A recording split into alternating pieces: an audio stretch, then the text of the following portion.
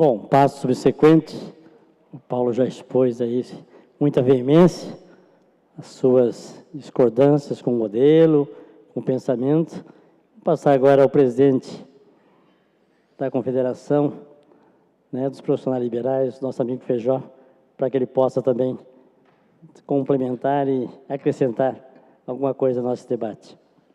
Presidente Sebastião, Paulo, eu queria de início agradecer o convite e dizer que é uma honra para nós estarmos aqui, que mostra que os administradores aceitam, necessitam e pretendem defender os direitos sindicais de todos os trabalhadores liberais. O assunto que foi colocado para nós é muito difícil, muito difícil. Recentemente, nós fizemos um evento em Curitiba, convidamos a CUT, convidamos a UGT, a Nova Central, para discutir as ameaças que envolvem o sindicalismo liberal.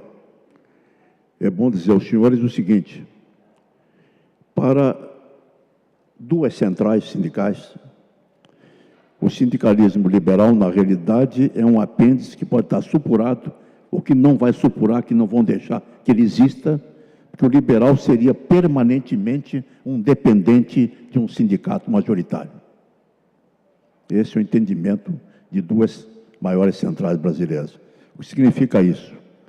Se eu tiver, por exemplo, nos Correios e Telégrafos, desde o carteiro até um administrador, esse indivíduo, colega nosso, vai ter que sujeitar ao dissídio do sindicato majoritário, como aconteceu em Brasília recentemente, que a CNPq foi obrigado a intervir a pedido de administradores do Mato Grosso do Sul, para ver se conseguimos que a mesa de negociação desse mais do que X na proporção do ganho proporcional liberal exercente da categoria. Eu estive no TST, acompanhado do advogado, e o companheiro, que era administrador, mostrou, inclusive, o olerite do Correio. Ele ganhava, logicamente, um salário compatível com a função dele, teve um aumento de R$400, igual ao nosso companheiro carteiro. O carteiro não tem culpa nenhuma, mas o sindicato majoritário dele não admitia que se sentasse à mesa outros sindicatos liberais para defender o colega naquela discussão de negociação coletiva. O Ministério do Trabalho, através da Secretaria de Relações de Trabalho e do seu secretário, Manuel Messias, vem discutindo com as centrais, principalmente com as centrais, com as confederações de trabalhadores de outras categorias, indústria, comércio, etc., em Brasília. Nós temos participado, mas nós, de vez em quando, somos jogados a escanteio. Nós ficamos sentados no banquinho do reserva, esperando. E, recentemente, o Ministério editou um boneco, um projeto de alteração na codificação das entidades, em que o liberal está fora. Nós fizemos um trabalho, entregamos ao secretário de Relações do Trabalho, Manuel Messias, e entramos com o Madim. Nós entramos com o Madim no seguinte sentido: ação de arguição de descumprimento de preceito fundamental. O Ministério estaria divulgando um projeto que pretende fazer, que, na sua essência, já é inconstitucional. O que ele faz? Ele esquece os profissionais liberais, ele entende que o profissional liberal, na realidade, não obstante seja aquele profissional que tem o direito de exercer o seu expertise com liberdade, ele, para efeito de sindicalismo, ele tem que ficar dependente do sindicato prevalente. Não vamos discutir, essa discussão é antiga, o Paulo conhece bem melhor do que eu, a Força e a CUT defendem isso, claro, né?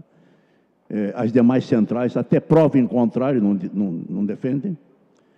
E nós estamos uma confederação com mais de 30 profissões, com mais de 500 sindicatos e um número infindável de profissionais. Temos a honra de ter conosco, inclusive, da área de administração, 5 companheiros nossos, alguns, inclusive, seus colegas de trabalho no Conselho Federal, lutando para que a gente possa sobreviver. Os seletistas, porque duas centrais entendem que o que é empregado, o que não é empregado é patrão. O autônomo é patrão. O microempreendedor individual, para 2 centrais, é patrão. E não pode ficar num sindicato liberal. A coisa é complicada, Sebastião. Porque é importante, aí tem estudantes no plenário, é importante que eles saibam que o sindicato liberal é aquele que envolve profissionais registrados em conselho. Se não estiver registrado no conselho, não pode se sindicalizar o nosso liberal. Não temos nada contra a mão de obra que é chamada há muito tempo de mão suja. Pelo contrário, a categoria do companheiro Paulo é espetacularmente importante. É uma das mais antigas no Brasil, a parte naval, né? Mas eu acho que nós não podemos ficar na dependência política de sindicatos prevalentes, majoritários, e de centrais prevalentes majoritários. Nós entramos com a DIN, está aqui, nós fizemos uma representação ao senhor secretário de Relações do Trabalho, está aqui, pedindo que nós sejamos enquadrados no item 17 do famoso Código de Atividade, CNAE, CNES, né? Porque nós estávamos lá embaixo. O secretário falou, não, nós vamos conversar com vocês depois que nós conversarmos com as centrais. Que é bom que os senhores saibam, e todos sabem, que o sistema sindical brasileiro mudou de configuração. Não é? Nós temos ainda, a 186, nós estamos com uma ADIM no Supremo, que o governo quer mudar, o Ministério quer mudar a 186 para permitir a pluralidade sindical, tanto que nós está em fase final um processo nosso contra outra confederação que surgiu aí, e dizem que uma central quer criar uma confederação congênita, não, qualquer coisa semelhante. Resumindo, nós temos, presidente Sebastião, um problema difícil para resolver, e acho muito importante esta reunião de conselhos, o sistema CFA, CRA e sindicatos, para que a gente possa debater em conjunto, porque o segundo ato será desregulamentar as profissões liberais, com certeza. Na Europa já se discute isso, o Brasil caminha para isso, e isso seria, na realidade, uma coisa muito difícil de se trabalhar. É bom que os estudantes saibam que toda a profissão liberal é importante, depende principalmente do respeito aos conselhos e o trabalho junto ao sindicato, para que ele possa evoluir, mas é bom que ele saiba que existe um movimento que está aqui, que pretende-se, a médio prazo, desmontar o sistema sindical liberal brasileiro.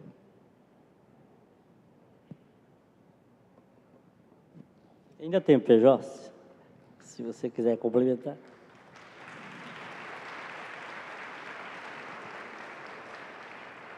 Eu tenho bastante material, se precisar ler, aqui eu posso. Bom, eu queria fazer uma provocação aos dois painelistas. Porque o que nós temos que sentir aqui é que, de fato, existe uma cultura, não sei se o Paulo concorda, mas tem uma cultura, né, que as entidades de classe, né, puxam a brasa para a sua sardinha, ao passo que o empresariado puxa a brasa para a sua sardinha, né? Eu não conheço muitas empresas que têm estimulado a criação de entidades classistas. Por outro lado, eu tenho acompanhado alguns debates. Tivemos agora mesmo no Espírito Santo, num seminário de relações trabalhistas, promovido pelo CFA com o Conselho Regional do Espírito Santo, e no qual ficou evidente, como bem disse o Paulo, uma dificuldade, tá, dessas negociações patrões e empregados. Culturalmente, se nós formos verificar as origens dessas entidades, vocês podem verificar que nem sempre esse caminhar foi um caminhar que acrescentou, em que pese seu processo democrático, e necessariamente o amadurecimento dessas práticas vai criando, de alguma maneira, um enriquecimento. Mas a gente vê, como disse mais uma vez o Paulo, que há realmente um estremecimento. E nem sempre as empresas, os empregadores, compreendem as entidades classistas, né, e vice-versa. nesse processo todo negocial, a gente percebe que tem alguma coisa de estremecimento. Posso até dizer o caso hoje dos conselhos com os sindicatos dos administradores. Em alguns lugares nós temos também alguns estremecimentos, algumas coisas que não se encaixam. Quando, na minha verdade, eu entendo que são complementares. Um pugna pelas questões trabalhistas, necessidade dos direitos salariais, do direito, né, de carreira, do direito de você ter uma caminhada vitoriosa, enquanto o outro fiscaliza. Não há contradição nisso. Mas, muitas vezes, a vitória de um segmento não necessariamente implica na comemoração do outro. E quando os dois são formados por administradores. Ou se ignora que o sindicato, como disse o Feijó, tem administradores registrados e o conselho também tem. Acho que nas demais áreas, essa realidade também se processa. E aí eu provocaria vocês. Qual o modelo de relação trabalhista que nós aconselharíamos? O que a plateia está a esperar? Tem uma fórmula para isso? Como nós podemos avançar nesse tema tão difícil?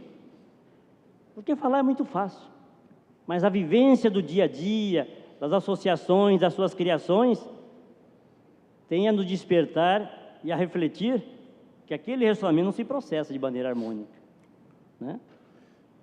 Teria uma fórmula para isso? Como nós poderíamos avançar nesse processo negocial e nessa liberdade de apoio dos empresários, da criação de associações sadias, que venha a culminar com o melhoramento, a melhoria da empresa? Posso responder primeiro agora, depois você?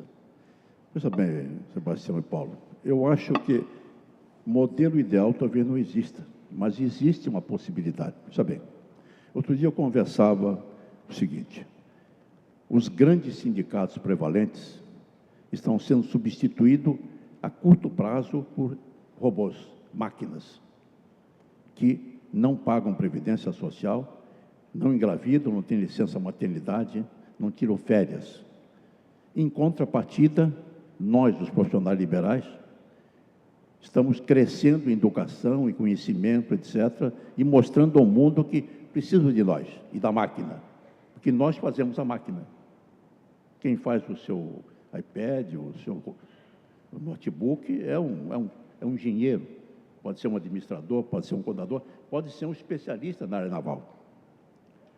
Eu acho que a CLT é ótima.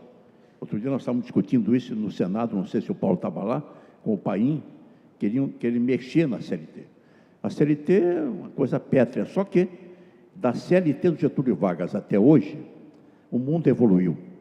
Não se usa mais enxada, nem picareta, se usa mais a cabeça e outros equipamentos que nós desenhamos. Eu acho que qual é o lugar comum? O pessoal defende que a prevalência do mão suja deve dominar, entre aspas, o mão limpa, e encontrar um lugar comum. Nós temos que aprender a conviver irmãmente. O administrador, por exemplo, eu sou contador de origem e advogado.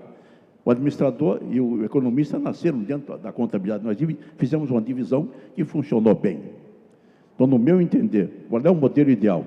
É ninguém querer ser o único, nem o mais importante.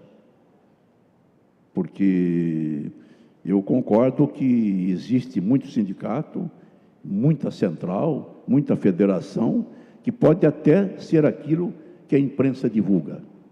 Mas existe muita central, muita federação, muito sindicato, que não são aquilo que a imprensa divulga, estão procurando trabalhar. Nós temos que fazer com que as pessoas desçam algum degrau para encontrar nós que pobremente estamos lá embaixo, e no meio do caminho encontrar um lugar comum. É possível, sim, principalmente nós temos de bem com os conselhos. Parabéns a vocês do sistema que estão conversando conosco da área sindical. Isso, para mim, você sabe disso, que luto há muito tempo para frequentar os conselhos, e já fui conselheiro, tanto da OAB como da contabilidade. Isso é o início de uma aproximação. Parabéns a vocês, ao Sebastião, ao Wagner e toda a sua diretoria, todo o sistema. E dessa discussão nossa vai nascer uma luz. Não sei se será uma lâmpada de 100 velas, ou uma velinha bruxuleante, mas alguma coisa vai acontecer. Nós temos que buscar. Agora, deixar de lado alguns ranços do passado, né, que não existem mais. O liberal evoluiu. talvez a CNPL seja culpada. Nós estamos há 50 e tantos anos no mercado e só agora nós saímos tentando defender alguma coisa. Porque no mundo não existe sindicalismo liberal. Nesse ponto eles têm razão. O Brasil é inédito nesse negócio. Agora, por quê? Porque o Brasil importou homens e experiências e nós estamos reexportando inteligência para o mundo, que nós aprendemos com eles e evoluímos muito mais. Existe solução, sim. É só a gente querer.